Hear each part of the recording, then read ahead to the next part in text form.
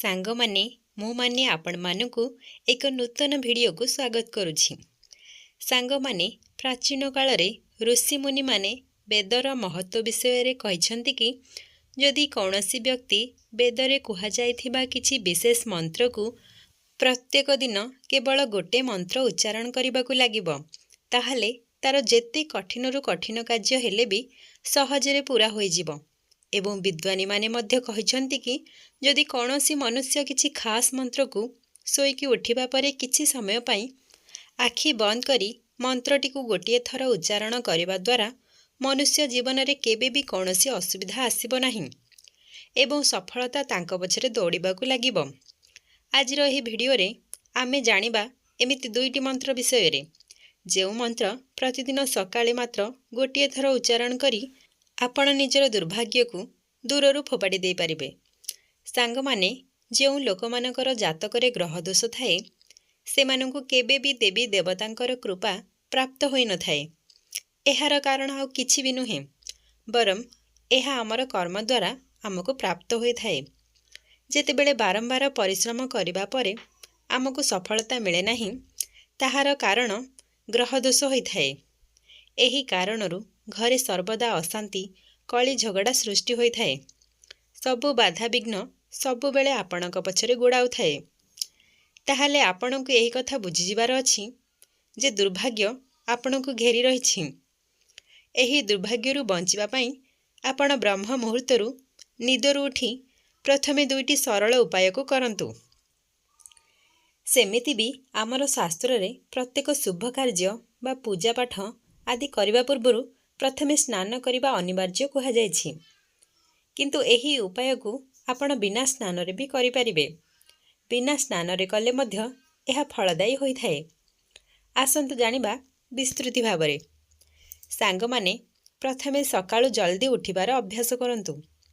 प्रत्येक दिन ब्रह्म मुहूर्त रे उठी जांतु।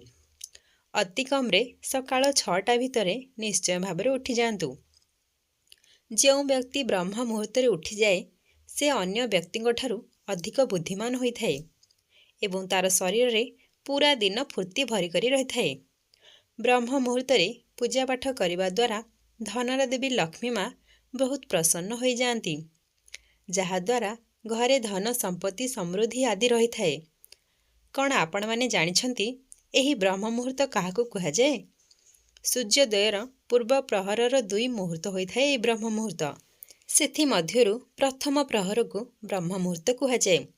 वर्ष एवं भौगोलिक स्थितिर समय अनुसारे सूर्योदयर समय प्रत्येक दिन बदली थाए एवं सेही अनुसारे ब्रह्म मुहूर्तर समय मध्य प्रत्येक दिन बदली थाए। केवल आपण प्रथम सूर्योदयर समय को जानि नियंतु तापरे सेही समयरु 1 घंटा 36 मिनिट काटी दियंतु आपणकू मिल जिबा ब्रह्म मुहूर्तर समय। ब्रह्म मुहूर्त रे 4टी कार्य करंतु जेपरि कि वंदना ध्यान प्रार्थना एवं अध्ययन। सकाळु सर्वप्रथमे उठी सुखासन रे बसी जांतु अर्थात चकामुंडी करी बसी जांतु एवं निजर आखि को बंद करी एही मंत्रटी को उच्चारण करंतु। ओम ब्रह्म मुरारी त्रिपुरांतकारी भानुः शशि भूमि सुते बुधश्च गुरुश्च शुक्र शनि राहु केतव कुर्वन्तु सर्वे मम सुप्रभातम ओम। एही मंत्रर अर्थ हेउछि ब्रह्मा विष्णु शिव सूर्य चंद्र मंगल बुध बृहस्पति शनि शुक्र राहु केतु समस्त देवता मो उपरे कृपा करंतु एवं मोर प्रात मंगल सुखमय आनंदमय करि दियंतु। एही मंत्र को उच्चारण करिबा द्वारा आपनको सबु देवी देवतांकर कृपा प्राप्त होई थाए। एही मंत्र ग्रह मानकु शांत करि थाए ओ अशुभ फल को कम करी शुभ फल देवा ग्रह मानकु बलवान करि देई थाए एवं 9टी ग्रहर दृष्टि भी आपणक उपरे कल्याणकारी और मंगलमय होई रही थाए। सांग माने एही मंत्रटी को उच्चारण करिबा परे आपण निजर 2 हाथ पापुली को जोड़ंतु जेउ भली आमे आंजुली करि थाउ एवं निजर हाथ को देखि एही मंत्र उच्चारण करंतु। करग्रे बसती लक्ष्मी कर मध्ये सरस्वती कर मूले तु गोविंद प्रभाते कर दर्शनम। अर्थात आमर हाथर अग्रभागरे माँ लक्ष्मी मध्य भागरे सरस्वती माँ और हाथर मूलरे ଭଗବାନ ବିଷ୍ଣୁ ବାସ କରିଥାନ୍ତି। ତେଣୁ ସର୍ବପ୍ରଥମେ ସକାଳୁ ହାତକୁ ଦେଖି ଏହି ମନ୍ତ୍ର ଉଚ୍ଚାରଣ କରିବା ଉଚିତ। ଆମେ ଏହି ମନ୍ତ୍ରଟିକୁ ଉଚ୍ଚାରଣ କରି ଲକ୍ଷ୍ମୀ ମା, ସରସ୍ୱତୀ ମା ଓ ଭଗବାନ ବିଷ୍ଣୁଙ୍କର ସର୍ବୋଚ୍ଚ ଶକ୍ତି ଏବଂ ଆବାହନ କରିଥାଉ। ଦେବୀ ଲକ୍ଷ୍ମୀ ହେଉଛନ୍ତି ଧନର ଦାତା, ଦେବୀ ସରସ୍ୱତୀ ହେଉଛନ୍ତି ବୁଦ୍ଧିଦାତା ଓ ଭଗବାନ ବିଷ୍ଣୁ ହେଉଛନ୍ତି ସମୃଦ୍ଧିଦାତା। ଏହି ମନ୍ତ୍ରଟିକୁ ଉଚ୍ଚାରଣ କରିବା ଦ୍ୱାରା ଆପଣଙ୍କୁ 3ଟି ଦେବୀ ଦେବତାଙ୍କର ଆଶୀର୍ବାଦ ପ୍ରାପ୍ତ ହୋଇଥାଏ।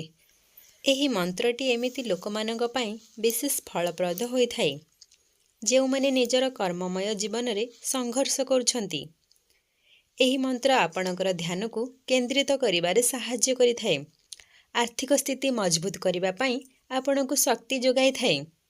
ଆପଣଙ୍କର ଆତ୍ମବିଶ୍ୱାସକୁ ବଢ଼ାଇଥାଏ।